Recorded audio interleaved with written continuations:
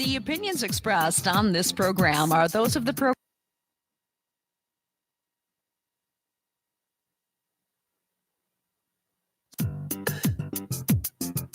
The opinions expressed on this program are those of the program hosts and guests and are not necessarily those of WSTU.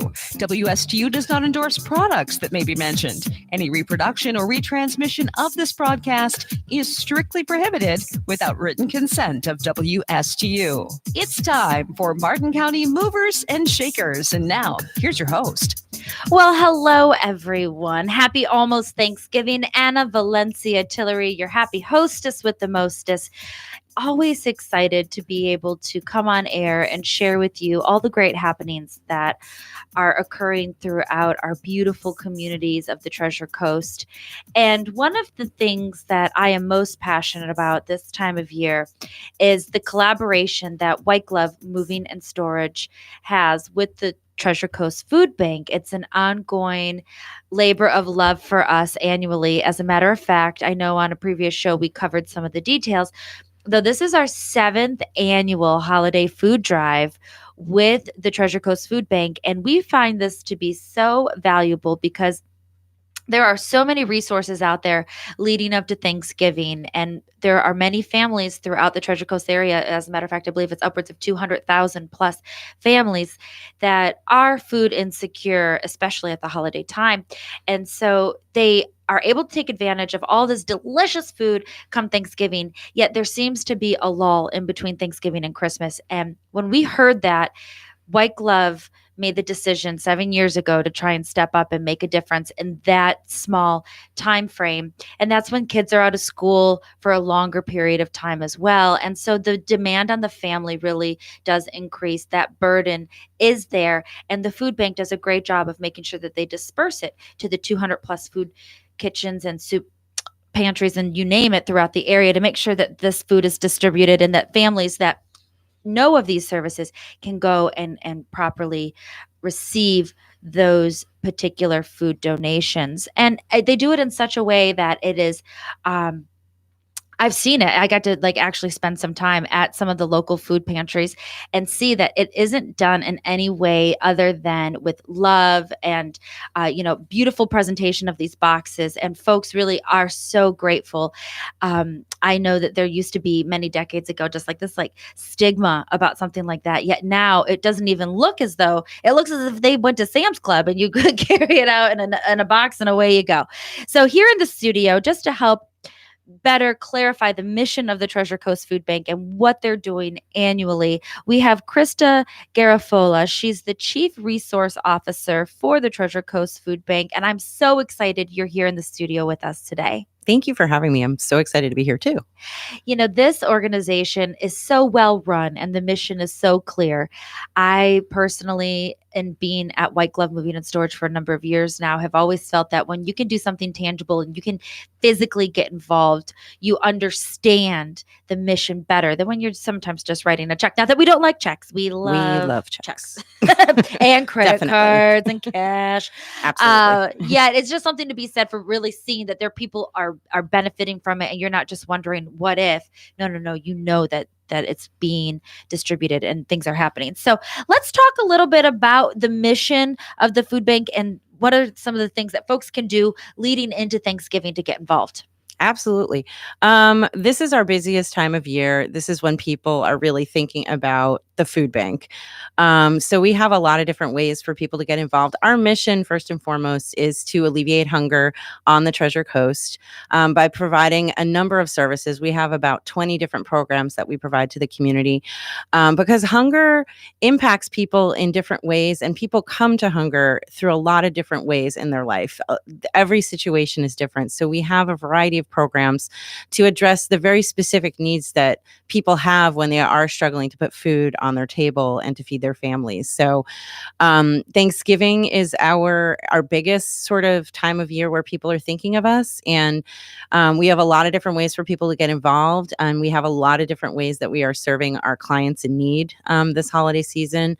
We just had our turkey drop this past weekend. Yes, what a success. And, we got more turkeys, I think, than we've gotten in the last 2 years. I think we're still counting them. Oh, that's But tremendous. but I know that we are still in need of turkeys. So Okay. anybody that is interested in purchasing a turkey, you can go to your local store. They may still be at that 39 cents or 49 cents a pound sale price, and you can bring them to the food bank up in Fort Pierce, and we will happily take that turkey from you so that it can get out to a family in need. If you are unable to do that, you can always make a donation online. We are still purchasing items for the holidays right now. Everything is starting to go out. Believe it or not, we do have partners that are doing distributions this week, that some of them that did it last week, all to just make sure that people are getting the food in time for, to prepare for the holidays. But we are still purchasing right now, and having as many donations as possible that we can utilize to go out there. We're buying turkeys, we're buying chickens, we're buying hams, we're buying, Yeah. everybody's holiday is a little different. Sometimes culturally, there's clients that want chickens, maybe they want hams. So we're providing all of it as much as possible so that we have a variety, and we are still purchasing some of them right now. So if you want to make a donation, you can go on stophunger.org, and you can do that. And that will, $30 will feed a family of 4 for the holidays. And that will include the turkey, chicken or ham, and all of the side fixings. And, because we are providing, along with any of those main meal items, a holiday box that we've put together that has corn and green beans and mashed potatoes and stuffing and all that kind of stuff. So we're giving the whole meal. And so if you're able to do that for a family of 4, we would love you to be a part of that. And we also have some opportunities if you want to go, like Anna said, like hands-on and be there to help us distribute. We do have some distributions coming up where we're going to be providing these hams and turkeys and chickens and the holiday boxes to people, and we're always looking for volunteers. So if you want to be a part of that, if you want to see that in person, both leading up to Thanksgiving and also on Thanksgiving morning, we give out cooked meals to the community. If you're in need of a cooked meal, we are providing that morning. If you were, not sure what was happening and you weren't able to get to a soup kitchen or a food pantry, we do have those available. But all of this information and how you can get involved, you can go to stophunger.org. Look on our volunteer section for the opportunities to be a part of the distributions. If you are a client and you're in need of help, you can go on our website as well, click on the Need Help link, and then click on Thanksgiving Meal Assistance. It'll give you a list of all the distributions that are going on and the agencies that might be near you. And you can contact them and see if you can be a part of their distribution if you're in need of help for the holidays. And that's the thing that I've always gravitated to with the Treasure Coast Food Bank, is that you really make it easy for those who are in need to be able to get the assistance. And I mean, there's so many great organizations throughout the Treasure Coast, and sometimes I wonder, well, how do the people that need these programs learn about them? And this is just so accessible. Let's also explore the fact that you do more than just this food assistance at a holiday. You had mentioned that there was 20 programs, give or take. Can we highlight a couple of them? Sure. Yeah. We, this is sort of our Super Bowl, as we like to call it. Yeah, sure. This is sort of our big time of year, but we are working all year round. Unfortunately, hunger does not disappear after Thanksgiving or after the holidays. It's with us well throughout the year. Indeed. And we do have a lot of programs that are, out there for different people to, access for those times when they are in need. Two of the things I'd like to talk about, one of them is our Whole Child Connection program. It is a program that we run out of our Martin County office. And it's a program that we started providing services for about 6 years ago. And it's a information and referral program for families with children. And it's to help connect them with different services throughout the Martin County area, and really help them get the help that they need for not just their children, but also for themselves themselves to get back on their feet. It's in an advisor-based case management program, meaning that our staff will sit down with you and talk to you a little bit about what's going on in your life, what you might need assistance with. There is an online profile that they help them fill out, and they answer all sorts of questions about, are they having trouble putting food on the table? Are they having issues with having enough diapers for the week or the month? Okay. Is their child getting in trouble in school? Are they in need of health insurance? And then the program that we work with will generate a success plan for that family, and it'll give them referrals to all different social services that can help them with all of those needs. And the advisor sort of works the plan with them. They provide them with the referrals. They refer them to the agencies. They connect them with the agencies, and then they're following up with the agency and the client just to make sure, are they getting those services? Are the services helping them? Do they perhaps need other services or additional services? And they really just follow a path with the family. They go on this journey with the family to sort of get them back on their feet. And it's everyone in the family. It could be all the children. It could be the grandparents. It could be the parents. And, it's a really full service, holistic approach of getting to all of the different issues that could be preventing a family from being able to be stable, whether it's financially, emotionally, or physically. There's a lot of different needs sometimes that families have when they're struggling, and that program really approaches it in that way and really tries to, do everything that they can to get them back on their feet. Wow.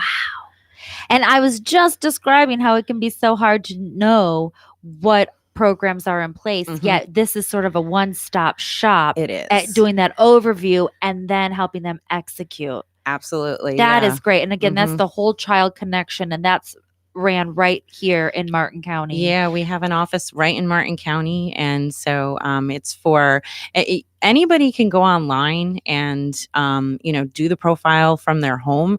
But we do have a lot of people that maybe don't have internet access or they need assistance with, answering the questions, some of them. So, the advisors are available for you to come into the office, and you can go through the whole process with them. And the office is in Stuart, but we also have different outreach locations. If you're located in Hobe Sound, if you're located in Indiantown, we have times and days on a regular basis that we are in those communities also doing this. We have a lot of host partners that allow us to come to their office and be there for a while and meet with clients there if they cannot get to the office in Stuart. So if you go on our website, stophunger.org, and you look under the Whole Child Connection section, it will tell you exactly when we're in Jensen or, Hobe Sound, Indiantown, Palm City. And, that way you can plan on it and not have to worry about, can I get to the Stuart office? Love that. Yeah, it's that great. Is very powerful. And now perhaps this Production Kitchen and Culinary Training Academy deserves a little more clarification. I see it as one of our bullet points, and I'm incredibly intrigued. Yes. It sounds newer to me. It is.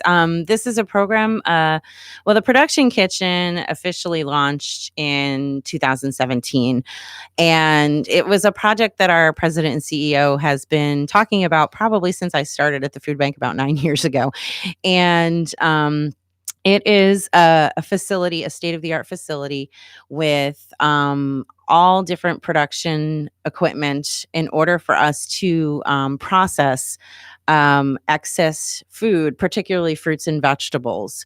It's our old warehouse in Fort Pierce. We had to move to a bigger building because we were sort of outgrowing our current building. Right. And so we transformed. And Wycliffe actually helped with that move. Yes, you did. Yeah, yes, we took care of all of the desks and all of the stuff. And so now that other building is in fact the production kitchen. Yeah, so we were able to transform, because we own that building, we were able to transform that building into this state-of-the-art production kitchen, bring in all of this equipment to, process, cook, flash freeze, and cryovac freeze different fruits and vegetables. This came about, I think, we got a really, really, really big donation of tomatoes, and then the tomatoes just kept coming and coming and coming.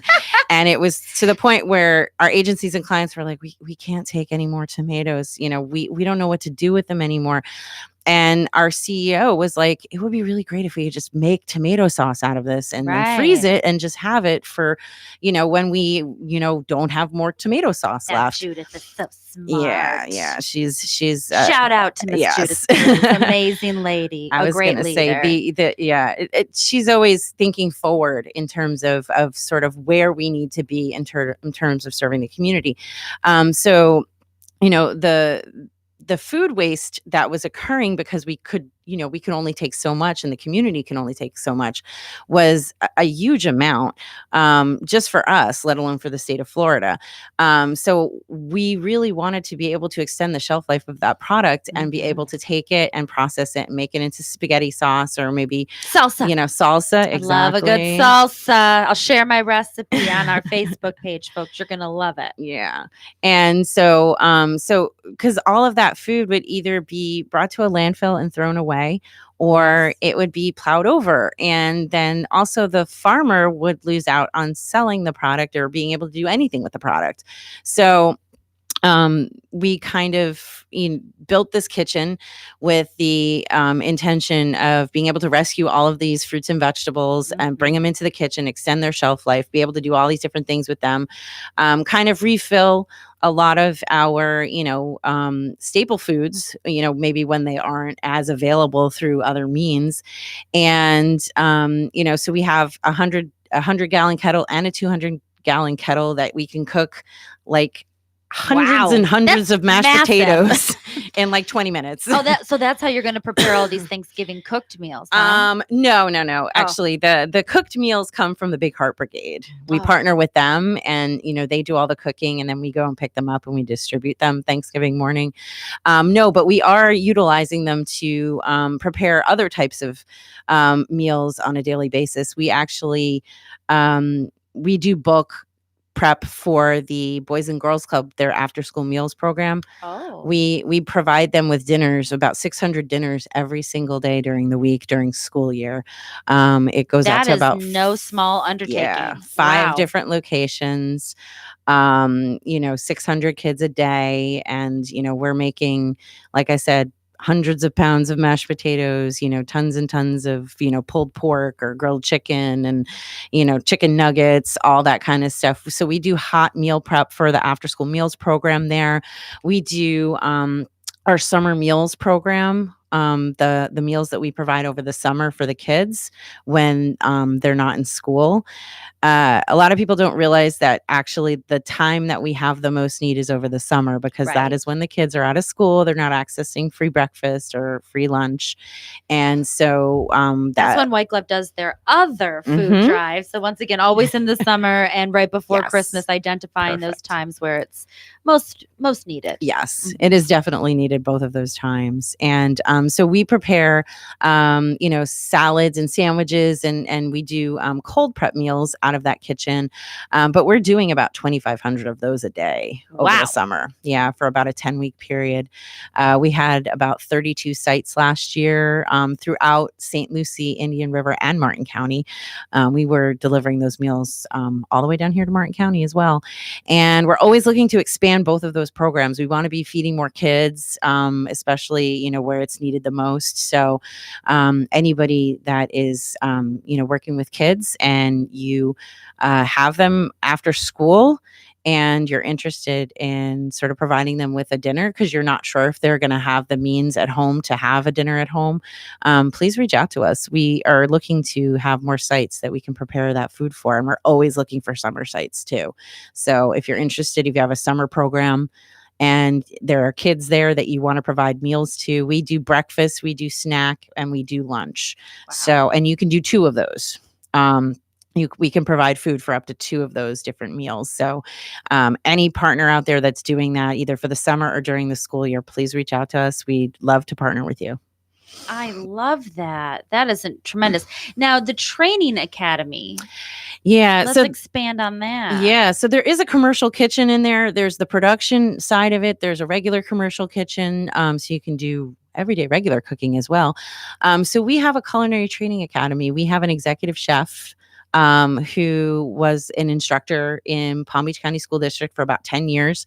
And he is,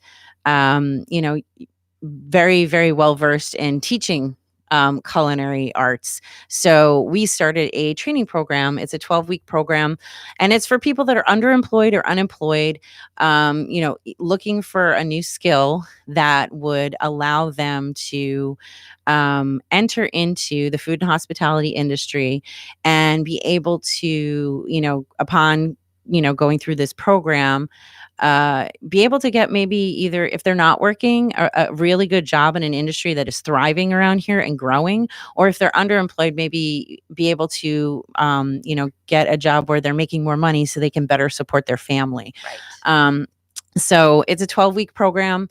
It's not a full day, so that you can work while you are doing the program if that's something that you need to do.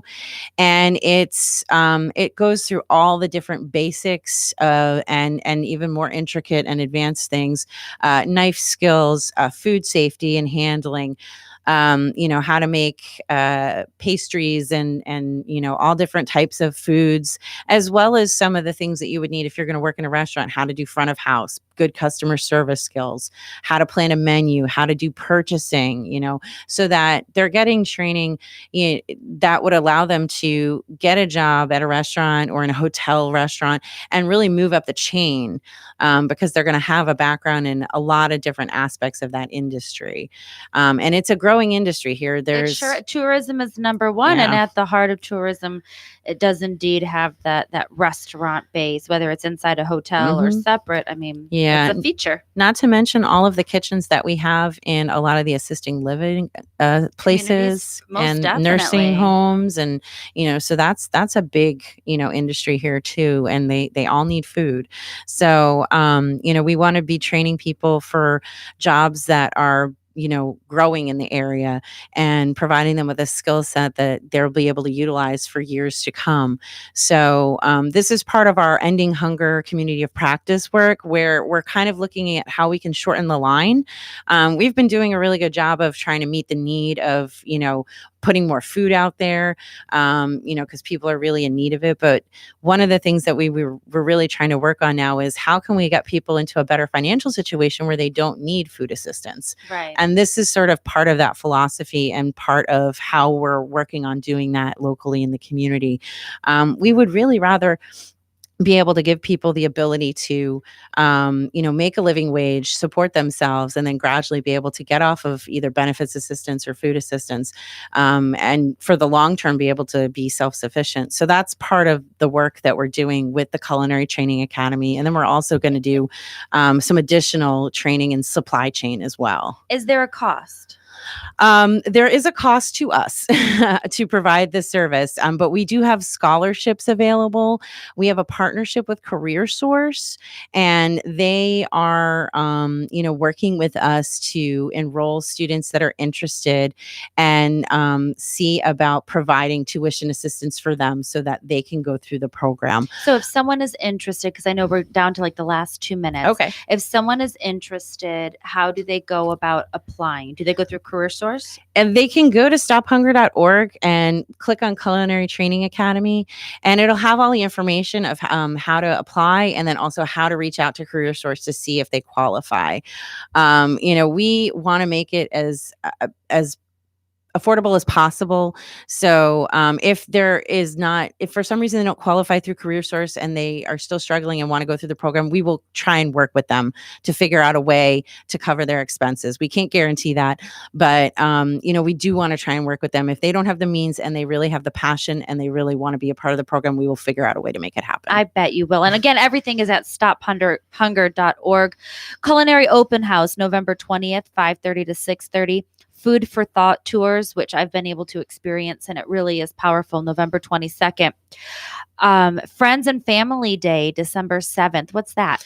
That is our day. It's a Saturday morning when we invite friends and family to come and volunteer in our warehouse. I love it. Ladies and gentlemen, if you can't get your hands on the ability to distribute food, know that you can, in fact, be a box host with White Glove Moving and Storage. Next week, we'll be distributing empty boxes and picking them up full mid-December to take them to the food bank. I would like to once again thank Krista, our Chief Resource Officer. Lots of great information. If you know of anyone in need, stophunger.org. Until next week, ladies and gentlemen, cheers.